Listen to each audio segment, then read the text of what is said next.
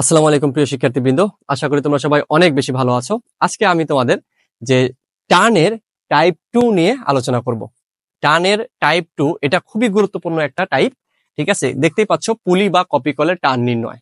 তো পুলি বা কপি কলের টার্ন নির্ণয় এটা খুবই খুবই গুরুত্বপূর্ণ আমাদের নবম, দশম, একাদশ, দ্বাদশ এবং ভার্সিটি অ্যাডমিশন বা ইঞ্জিনিয়ারিং অ্যাডমিশন সব জায়গায় এই কপি কল বা পুলির টার্ন নির্ণয় এটা খুবই একটা গুরুত্বপূর্ণ টপিকস এবং কমন টপিকস। ওকে, তো দেখো যে এই যে আমরা পুলির যে অঙ্কগুলো কিভাবে করব। প্রথমত আমরা যদি টার্ন নির্ণয়ের কথা বলি, টার্ন নির্ণয়ের ক্ষেত্রে আমাদের কয়েকটা জিনিস গুরুত্বপূর্ণ, সেটা আমরা বলছিলাম গত ক্লাসে। তোমরা যারা গত ক্লাসটি করনি তারা আগের ক্লাসটি করে আসবা। ঠিক আছে, তো গত ক্লাসে টাইপ 1 আমি কি বলছিলাম, প্রথমত আমাকে কি বলতো, আগে ত্বরণ দেখতে হবে, ত্বরণের দিক, ত্বরণের দিকটা আমাকে বের করতে হবে। দেন আমাদের কি বলতো, টানের দিক লাগবে, টানের দিক। দেন আমাদের একটাই ফর্মুলা ইউজ করব, সেটা কি বলতো, summation of f is equal to কি বলতো এম এ। এই ফর্মুলা দিয়ে আমরা সব অঙ্ক করবো। ঠিক আছে, এই তিনটা জিনিস, প্রথমে ত্বরণের দিক, টানের দিক, দেন কি summation of f is equal to m a. এই তিনটার বাইরে কোনো কিছু লাগবে না।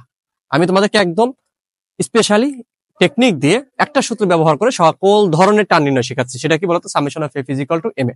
তো একটু খেয়াল করে দেখো, যে একটা পুলি, তো পুলির উপর দিয়ে একটা সুতা ঝুলানো আছে, সুতার এক প্রান্ত থেকে 8 কেজি, আর এক প্রান্ত কি বলতো 5 কেজি। এমন না যে সুতা এখানে আটকানো আছে, তা কিন্তু না। ধরো এই যে এই কলমের এই পাশ দিয়ে একটা সুতা, মানে একটা সুতার এক প্রান্ত এই পাশে আর এক প্রান্ত কি এই পাশে, অর্থাৎ সুতা একটাই। ওকে, তো দেখতেই পাচ্ছ এমন, ধরো আমি এই 8 কেজি কে ধরলাম কি এমন, এটাকে কি ধরলাম M2। আমরা একটা সূত্র আনার জন্য M1 আর M2 টা ধরে নিই, দেন আমরা অঙ্কগুলো করব। ঠিক আছে, M1 M2। ওকে, এখন বলো তো এখানে M1 বড় নাকি M2 বড়? অবশ্যই কি আমার বলো তো, এখানে M1 গ্রেটার দেন কি হয়েছে বলো তো M2। যদি আমাদের M1 গ্রেটার দেন M2 হয় তাহলে কি হবে সেই জিনিসটা আমরা দেখি। তো আমি তোমাদেরকে সূত্র মুখস্থ করাবো না, আমি একদম বেসিক থেকে করানো শেখাবো।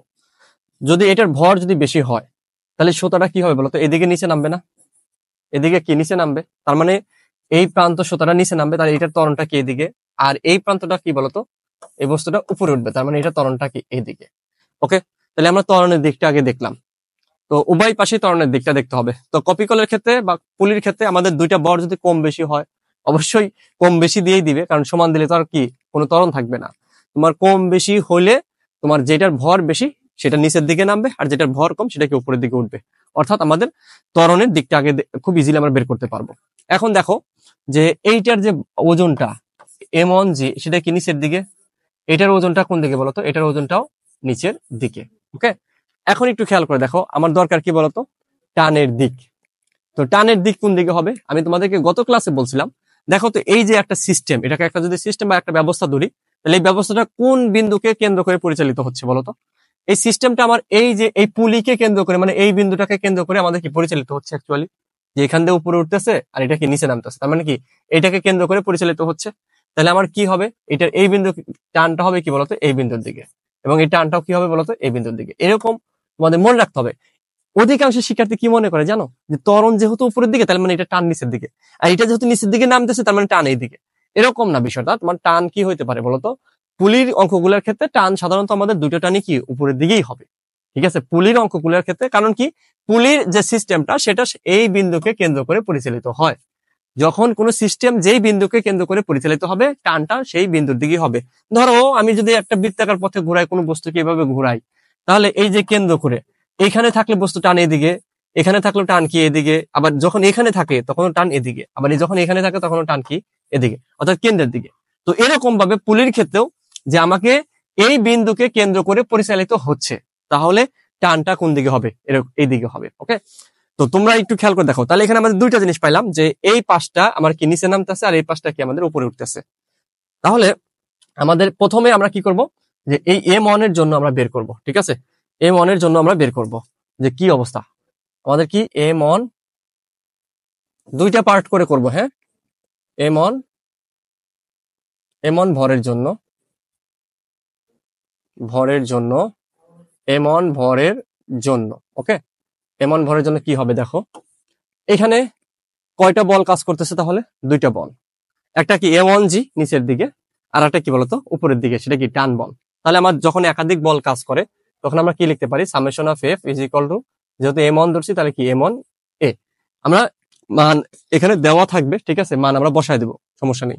তাহলে একটু খেয়াল করে দেখো যে এখানে এফ এখানে দুইটা বল আছে, একটা কি আমাদের টান বল উপরের দিকে আর একটা কি এমন জি নিচের দিকে। এখন কোনটা প্লাস কোনটা মাইনাস হবে বলো তো, টি প্লাস নাকি এমন জি প্লাস? তো অধিকাংশ শিক্ষার্থী অনেকেই বলবে যে ভাইয়া টি প্লাস, আবার অনেকে বলবে কি এমন জি প্লাস। তো মারামারি করার কোনো দরকার নেই, ঠিক আছে। তোমাদের তো বলেই দিছি যে টান মানে বল কোনটা প্লাস হবে সেটা ডিপেন্ড করে কিসের উপরে বলো তো, ত্বরণের উপরে। আবারও বলছি, ত্বরণ যেই দিকে হবে সেই দিকের বল কি প্লাস, তার অপোজিটের বল কি মাইনাস। তাহলে ত্বরণটা কোন দিকে, এটার এই পাশে ত্বরণটা কোন দিকে, নিচের দিকে, তাহলে নিচের দিকে যে বল থাকবে সেই বলগুলো কি প্লাস। নিচের দিকে বল আছে কি বলতো, এম অন জি। তাহলে আমরা কি লিখবো, এম অন জি মাইনাস উপরের দিকে বল আছে কি টি, তাহলে M on G minus T is equal to কত, এম অন এ। ওকে, এখন একটু খেয়াল করে দেখো যে আমরা যদি টি কে ওই পাশে নেই তাহলে কি হবে, M on g m on G minus কত M on A is equal to কত টি। তো এখান থেকে আমরা কি লিখতে পারি, m on t is equal to কত, টি ইজ ইকুয়াল টু কি পাবো, এম অন জি মাইনাস কত এম অন এ। জাস্ট আমি সাইড চেঞ্জ করে লিখলাম। ওকে, তো এটা আমরা ধরলাম কি 1 নম্বর সমীকরণ বা 2 নম্বর, যাই বলো না কেন। তারপরে আমরা আসি যে এম টু ভরের বস্তুর জন্য, হ্যাঁ, এম টু ভরের বস্তুর জন্য। তাহলে এম টু ভরের ক্ষেত্রে, এম টু ক্ষেত্রে আমাদের কি হবে বলতো, একই রকম ভাবে summation of f is equal to কত, M two A. Okay, summation of f is equal to কত, এম টু এ। তাহলে এখানে কি হবে, এখানে আমাদের এইটার ক্ষেত্রে দেখো এই বস্তুটা কি বলতো উপরের দিকে উঠতেছে, তাহলে এখানেও দুইটা বল আছে, একটা কি টি বল আর একটা কি এম টু জি। এখন তোমরা কমেন্টে জানাও তো যে কোন বলটা প্লাস হবে, টি প্লাস হবে নাকি এম টু জি প্লাস হবে বলো। অবশ্যই আমাদের কি টি প্লাস। কেন টি প্লাস, কারণ কি এই বস্তুটা কি উপরের দিকে উঠতেছে, তাহলে উপরের দিকে যে বল সেই বলটা কি প্লাস। ওকে, তাহলে আমাদের এখানে কি হবে যে টি মাইনাস কি কত M two G is equal to কত এম টু এ। এখন দেখো আমরা কি লিখতে পারি, টি ইজ ইকুয়াল টু কি লেখা যায়, এম টু জি প্লাস কত এম টু এ। এটা মাইনাস ছিল, উপসে গেলে প্লাস হলো। এই দুইটা সমীকরণ আমরা কিন্তু পাইলাম, ঠিক আছে। এই দুইটা সমীকরণ কি বলতো পাইলাম। এখন ধরো এটা আমরা কি ধরলাম, 1 নম্বর সমীকরণ ধরলাম, এটা কি 2 নম্বর সমীকরণ ধরলাম, ঠিক আছে। তো এটা আমি আর একটা স্লাইড নিয়ে নিই।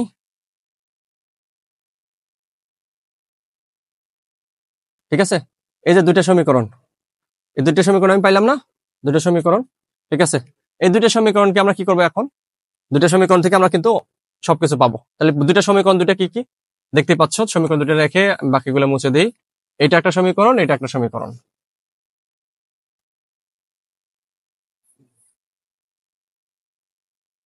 এম টু এ।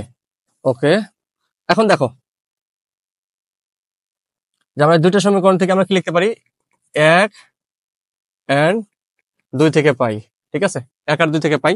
দেখো এটার বাম পাশ টি, এটার বাম পাশে কি টি, তাহলে 1 আর 2 তুলনা করলে কি পাবো বলতো, এটা ইজ ইকুয়াল টু এটা লেখা যায়। তাহলে কি লেখা যায়, এম অন জি মাইনাস, তোমার সমাধান তো করছো তাই না, দুইটা সমীকরণে যদি বাম পাশ সমান হয় তাহলে কি লেখা যায়, দুইটা সমীকরণের ডান পাশ ইকুয়াল লেখা যায়। তাহলে M on A is equal to কি হবে, এখানে কি এম টু জি প্লাস কত এম টু এ। ওকে, তাহলে এখন একটু খেয়াল করে দেখো যে আমাদের কি করব, এটাকে জাস্ট যদি আমি সাইড চেঞ্জ করি, এটাকে সাইড চেঞ্জ করে দিলে কি হবে, এম অন জি মাইনাস কত M two G is equal to, মাইনাসটা কি হয়ে গেল plus M on A plus কত এম টু এ। এখন আমাদের এগুলো মুছে দিয়ে লাগতেছে না, তো একটু খেয়াল করে দেখো এখানে কি লেখা যায়, এম অন জি কমন নিলে আমাদের কি হবে বলতো, জি কমন নিলে এম অন মাইনাস কত এম টু ইন্টু জি। আর এখান থেকে যদি আমি এ কমন নেই তাহলে কি হবে, M one plus M two into কি বলতো এ। তাহলে এ ইজ ইকুয়াল টু কি লেখা যায়, সুতরাং এ ইজ ইকুয়াল টু কি হবে বলতো, এটা ভাগ হয়ে যাবে না, তাহলে কি লেখা যায়, M one minus M two, নিচে কত বলতো M one plus M two into কি হবে বলতো ইন্টু আমাদের জি, এই জি ছিল জি। এই যে সূত্র, এই সূত্রটা আনার জন্য আমি তোমাদের এতক্ষণ করাইলাম। সো এই সূত্রটা তোমরা চাইলে অবশ্যই মনে রাখতে হবে, কারণ তোমাকে যখন ত্বরণ বের করতে বলবে তুমি ডিরেক্টলি এই সূত্র ইউজ করে ত্বরণটা বের করতে পারবা।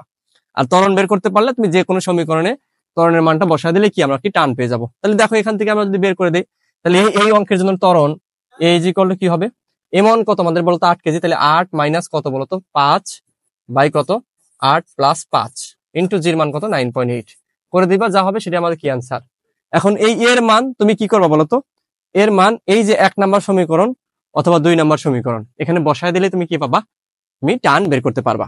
তো আমার দেখানোর উদ্দেশ্য হলো এই যে ডিটেলসে করানোর উদ্দেশ্যটা হলো কি বলতো, উদ্দেশ্য হলো যাতে তোমার সূত্রগুলো মুখস্থ করতে না হয়। আমাদের অধিকাংশ শিক্ষার্থী কি করে, ফিজিক্সের যে সূত্রগুলো আছে সেগুলো না বুঝে মুখস্থ করে, ঠিক আছে। তো মুখস্থ করলে কিন্তু কোনো লাভ হবে না, তোমাকে যখন একটু পেঁচাইয়া দিবে তখনই তুমি কি পারবা না। এই টানের আমাদের টোটাল আমি তোমাদের 4টা টাইপ করাবো নবম দশম শ্রেণীর জন্য, আর কলেজের জন্য আরো 3টা এক্সট্রা টাইপ করাবো। ঠিক আছে, টোটাল টানের 7টা টাইপ করাবো। প্রত্যেকটা টাইপের ক্লাস তোমরা দেখবা এবং তোমাদের ফ্রেন্ড সার্কেল যারা আছে সবাইকে কি করবা বলতো, আমার ক্লাসগুলো সাজেস্ট করবা এবং তোমাদের জন্য শুভকামনা রইল। আর তোমরা যারা বনশ্রীতে অবস্থান করছো, বনশ্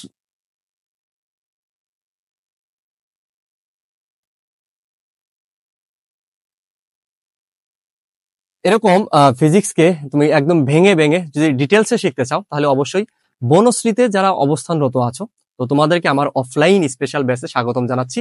আমার অফলাইন স্পেশাল ব্যাচে তোমাদের